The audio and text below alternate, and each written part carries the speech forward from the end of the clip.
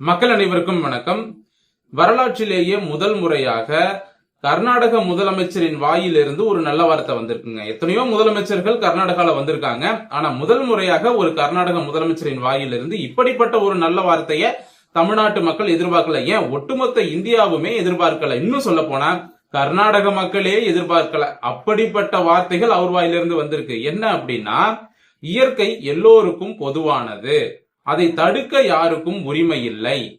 உடனடியாக தமிழகத்திற்கு எதிரான போராட்டத்தை கைவிடுமாறு கன்னட அமைப்புகளுக்கு கர்நாடக முதலமைச்சர் டி.கே. சிவகுமார் உத்தரவிட்டுள்ளார். இப்படி ஒரு வார்த்தைகள் கர்நாடக முதலமைச்சர் வாயிலிருந்து வரும்னு யாருமே எதிர்பார்க்கல. சரி, இப்படி பேசுனதுக்கு பின்னணி என்ன காரணம்? உண்மையிலேயே டி.கே. சிவகுமார் மனம் திருந்தி விட்டாரா, அல்லது காங்கிரஸ் மனம் திருந்தி விட்டதா, இல்ல காங்கிரஸ் ஏதாவது நாடகம் போடுறாங்களா? இதை பற்றி தான் இந்த பதிவுல நாம தெளிவா பேச போறோம். இதுக்கு நடுவுல ஒரு பூனை குறுக்க வந்துட்டு ஓடுது. அந்த பூனை வேற யாரும் இல்ல, திமுக. திடீர்னு இப்போ சமீபத்துல திடீர்னு போய் டெல்லியில உச்சநீதிமன்றத்துல திமுக ஒரு மனு தாக்கல் பண்றாங்க. என்ன அப்படின்னா, உடனடியாக கர்நாடக அணைகளிலிருந்து காவிரி நீரை திறந்து விட வேண்டும் அப்படின்னு ஒரு மனுவை போடுறாங்க. இப்ப தும்முனாதான் சரியா இருக்கும் அப்படின்னு ஒரு பழமொழி இருக்கும். அதற்கு ஏற்றார் போல திமுக பண்றாங்க. திமுக இப்ப ஏன் திடீர்னு இவ்வளவு நாளா இல்லாம இப்ப போய் மனு போடுறாங்க? அதற்கான அரசியல் காரணத்தையும் நாம சொல்ல போறோம். சரி, முதல்ல காவிரி நீர் வருது இல்லையா? இப்போ இதுல பாத்தீங்கன்னா கபினியிலிருந்து 10,000 கன அடி நீர் திறக்கப்படுகிறது. என்னடா இந்த அளவுக்கு மனமாற்றம் அப்படின்னு நாம எல்லோருமே யோசிச்சுட்டு இருக்கோம். உண்மை என்ன அப்படின்னா, முதல்ல இந்த காவிரியை வச்சு கர்நாடகா அரசியல் பண்ணாங்க. ஆனா அதே நேரத்துல இங்க விஜய் அவர்கள் நான் நேர்ல பாக்குறேன் அப்படின்னு சொன்னாரு. இப்ப விஜய் அவர்கள் நேர்ல பாத்துட்டாருன்னு வைங்களேன், அங்க ஆல்ரெடி டேம் நிரம்பி தான் இருக்கு. எப்பவுமே கர்நாடகா அணையில தண்ணியை நிரப்பி வச்சிருப்பாங்க.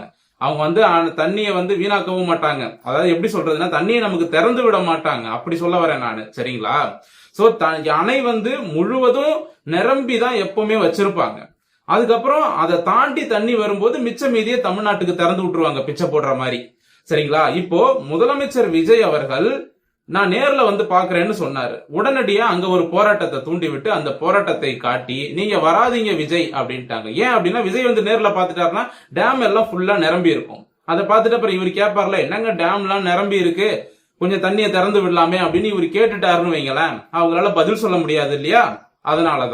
அதனாலதான் விஜய் வருகையை தள்ளி வச்சுட்டு அவசரமா தண்ணியை திறந்து விட்டாங்க. அதற்கு இது முதல் காரணம். இன்னொரு காரணமும் இருக்கு. என்ன அப்படின்னா, ஏற்கனவே டேம் நிரம்பி இருக்கு, சரிங்களா? டேம் நிரம்பி இருக்கும்போது இப்ப திடீர்னு மழை பெய்யுது. அந்த குடகுமலை பகுதிகளிலும் கேரளாவிலிருந்து கபினி ஆறு வருது. அந்த கபினி ஆறு வரக்கூடிய பகுதிகளிலும் பலத்த மழை பெய்து கொண்டிருக்கிறது. இதன் காரணமாக அணை நிரம்பி ஓவர்ஃப்ளோ ஆயிடுச்சு அப்படின்னா வெள்ளம் நம்ம மக்கள் எல்லாம் செத்து போயிடுவாங்க. அது பெரிய ஆபத்துல போய் முடிஞ்சிரும். அதனால தண்ணியை திறந்து விட்டுருவோம் அப்படிங்கிற இன்னொரு காரணமும் தான்.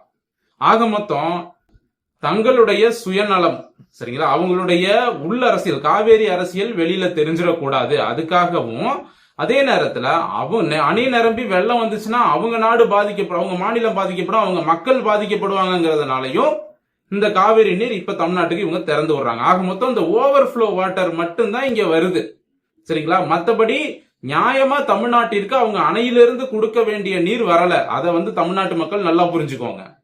அணையிலிருந்து தனியா நமக்கு பிரிச்சு கொடுக்கணும், அதுதான் உண்மையான நீர். வெள்ள நீரை நமக்கு தள்ளி விடுறாங்க. அது என்ன காரணம்னா, அவங்க மாநிலத்தை காப்பாத்திக்கிறதுக்காக. டேம் உடைஞ்சிருமோ அப்படிங்கிற ஒரு பயம், உயிர் பயம் தான், வேற ஒண்ணும் இல்ல. ஆக மொத்தம் இதனால அப்படியே டி.கே. சிவகுமார் மனம் மாறிட்டாரு, அவர் ரொம்ப நல்லவரு அப்படின்லாம் இங்க கம்பு சுத்திக்கிட்டு இருக்காதீங்க காங்கிரஸ்காரங்க. உடனே சில காங்கிரஸ்காரங்க என்ன சொல்லுவாங்க, பாத்தீங்களா, நாங்க பேசி சமாதானம் பண்ணி இப்ப தண்ணி வந்துருச்சு, பிஜேபி இருந்தா தண்ணி வருமானு பிஜேபி மேல இவங்க ஒரு பழி போடுவாங்க. பிஜேபி 5 வருஷம் கர்நாடகாவில் ஆட்சி செய்யும் போது காவேரி பிரச்சனையே வரல. அதற்கும் முன்னால 2016 காங்கிரஸ் ஆட்சியில் இருக்கும்போது காவேரி பிரச்சனை வந்தது. மிகப்பெரிய உள்ள கலவரம்லாம் வெடிச்சது. கேபிஎன் டிராவல்ஸ் பஸ் எல்லாம் கொளுத்துனாங்க. ஏகப்பட்ட தொழில் நிறுவனங்கள், தமிழர்களோட கடைகள் சூறையாடப்பட்டது, தொழில் நிறுவனங்கள் சூறையாடப்பட்டது. அதெல்லாம் காங்கிரஸ் பேசாது, சரிங்களா? இப்ப நம்ம அதுக்குள்ள போக வேண்டாம். ஆக மொத்தம் டி.கே. சிவகுமார் அவர்கள் இப்படி பேசினதுக்கு இந்த 2 விஷயம் தான் காரணம். அவங்களோட சுயநல அரசியல் வெளியில வந்துடக்கூடாது, பட் பிளஸ் வெள்ளத்தால மாநிலம் பாதிக்கப்படக்கூடாதுங்கிறது தான், சரிங்களா? இப்போ இவ்வளவு சம்பவம் நடந்துகிட்டு இருக்கு. விஜய் அவர்கள் கனிம வளத்தை தடை பண்ணது இதுவும் ஒரு காரணம், அதையும் நான் சொல்லி ஆகணும். ஏன்னா கர்நாடகாவுக்கும் கேரளாவுக்கும் தான் கனிம வளங்கள் அதிகமா தமிழ்நாட்டில இருந்து போயிட்டு இருந்தது. அதனால கனிம வளத்தை தடை பண்ணதுனால அங்க கட்டிட வேலைகளும் பெங்களூர்ல பாதிக்கப்படுது. சரிங்களா? உடனடியாக தமிழ்நாட்டை பகச்சிக்க வேண்டாம் அப்படின்னும் இந்த முடிவை அவங்க எடுத்திருக்கிறாங்க. அதே நேரத்துல இங்க கல்பாக்கம், நெய்வேலி இப்படி அணுமின் நிலையம், அனல்மின் நிலையம் நிறைய நம்மள்ட்ட இருக்கு. தமிழ்நாட்டில இருந்து இந்த சென்னையில இருக்க கல்பாக்கம் அணுமின் நிலையத்துல இருந்து மட்டும் 440 மெகாவாட் போயிட்டு இருக்கு பெங்களூருக்கு கரண்ட். நெய்வேலியில இருந்தும் போயிட்டு இருக்கு. ஆக மொத்தம் தமிழ்நாட்டிலிருந்து தான் அதிக மின்சாரம் என்பது கர்நாடகாவுக்கு போயிட்டு இருக்கு. இந்த மின்சாரத்தை தடுத்து நிறுத்த வேண்டும், கரண்ட் கர்நாடகாவுக்கு அனுப்பக்கூடாது அப்படின்னு சொல்லி சமூக வலைதளங்கள்ல மக்களுடைய குரல்கள், இளைஞர்களின் குரல்கள் கர்நாடகாவுக்கு எதிராக பேசிட்டு இருந்தாங்க. அவங்களோட குரல்கள் அழுத்தமா பதிவாச்சு. அதையும் கர்நாடகா நோட் பண்ணாங்க. இவங்க என்னடா மின்சாரத்தையும் நிறுத்துவன்றாங்க, திடீர்னு மின்சாரத்தையும் நிறுத்தினாங்கன்னா நாம என்ன பண்றது? இப்ப கர்நாடகா தனியா அவங்களுக்கு மின்சாரத்தெல்லாம் உற்பத்தி பண்ணணும்னா அங்க அனல் மின் நிலையம் வேணும், அணுமின் நிலையம் வேணும். வெறும் காற்றாலை மின்சாரத்திலேயோ இல்ல மழை நீர், அதாவது இந்த நீர் மின்சாரம் இருக்கு இல்லையா, அதுல மட்டும் மொத்த மாநிலத்துக்குமான தேவையை கர்நாடகா பூர்த்தி செய்ய முடியாது. பெங்களூருக்கு மட்டுமே அவங்க கரண்ட் அதிகமா செலவு பண்ண வேண்டியது இருக்கும். சரிங்களா? அப்படி இருக்கும் பொழுது நம்ம தமிழ்நாட்டிலிருந்து அனல் மின் நிலையம், அணுமின் நிலையம், அப்புறம் கூடங்குளம் இப்படி இங்க இருந்து எல்லாம் போகுது இல்லையா, இந்த மின்சாரம் தான் அங்க மட்டும் இல்ல, ஆந்திராவுக்கும் இப்படித்தான், கேரளாவுக்கும் இப்படித்தான். சோ தமிழ்நாட்டிலிருந்து தான் அனைத்து மாநிலங்களுக்கும், அண்டை மாநிலங்களுக்கும் மின்சாரம் போகுது. இதையெல்லாம் தடுத்து நிறுத்தணும்னு ஒரு முறை முதலமைச்சர் சொல்லட்டும். அப்புறம் பாருங்க, காவேரி பிரச்சனையும் இருக்காது, பாலாறு பிரச்சனையும் இருக்காது, முல்லை பெரியாறு பிரச்சனையும் இருக்காது, ஒரு பிரச்சனை இருக்காது. அப்புறம் எந்த கர்நாடகாரன் லாரியை நிப்பாட்டுவான்னு பார்ப்போம்? நிப்பாட்ட மாட்டான். அந்த பயம் வரும். சரிங்களா? இப்ப இந்த மின்சாரத்தை தடுத்து நிறுத்துவோம்னு பேச ஆரம்பிச்ச உடனே அவங்களுக்கு பயம் வந்துருச்சு. சோ இப்ப தன்னுடைய சுயநல காரணங்களுக்காகத்தான் கர்நாடகா நீரை திறந்து விடுகிறது. தமிழ்நாட்டின் மீது அவங்களுக்கு எந்த அக்கறையும் கிடையாது காங்கிரஸுக்கு, அதே போல கன்னடர்களுக்கும் அக்கறை கிடையாது அப்படிங்கறத அழுத்தம் திருத்தமா இந்த பதிவுல நான் சொல்லிடுறேன். இப்போ கடைசியா ஒரு விஷயம், இந்த பூனைக்குட்டி ஒண்ணு குறுக்க வந்து போச்சுன்னு சொன்னான்ல, அந்த திமுக என்ற பூனைக்குட்டி இன்னைக்கு திடீர்னு போய் உச்சநீதிமன்றத்துல ஒரு மனு போட்டிருக்கு. என்ன அப்படின்னா, காவேரி நீரை திறந்து விட கோரி மனு கர்நாடகாவுக்கு எதிராக. இப்ப இவ்வளவு நாளா என்ன கோமால இருந்தீங்களா? எவ்வளவு பிரச்சனை போயிட்டு இருந்தது. சிஎம் இங்க இருந்து போன் போட்டு நான் நேர்ல பாக்குறேன்னு சொல்ற அளவுக்கு இங்க பிரச்சனை போயிட்டு இருக்கு. கர்நாடகாரன் எவ்வளவு பிரச்சனை பண்ணா நீர் கொடுக்க முடியாது, நாங்க அணை கட்டியே தீர்வோம்னு. இப்ப என்ன, அங்க கர்நாடகால டேம திறந்து விட்டாச்சு, கபினில இருந்து 10,000 கண்ணாடி நீர் வந்துகிட்டு இருக்கு. இப்ப போய் மனு போடுறீங்க. இப்ப மனு போட்டுட்டு இவங்க என்ன தெரியுமா சொல்லுவாங்க? அதாவது இப்ப காவிரி நீர் தமிழ்நாட்டுக்கு வந்த உடனே திமுக என்ன தெரியுமா சொல்லுவோம்? நாங்க போய் உச்சநீதிமன்றத்துல மனு போட்டோங்க, அதனாலதாங்க நீர் வந்துச்சு, பாத்தீங்களா, திமுக தான் காரணம் அப்படின்னு பேசுவானுங்க. அதாவது இந்த காமெடி ஒண்ணு இருக்கும்னு நினைக்கிறேன். நம்ம ஆரம்பத்துல சொன்ன பாத்தீங்களா, இப்ப தும்முனாதான் சரியா இருக்கும் அப்படின்னு, அதுதான் திமுக.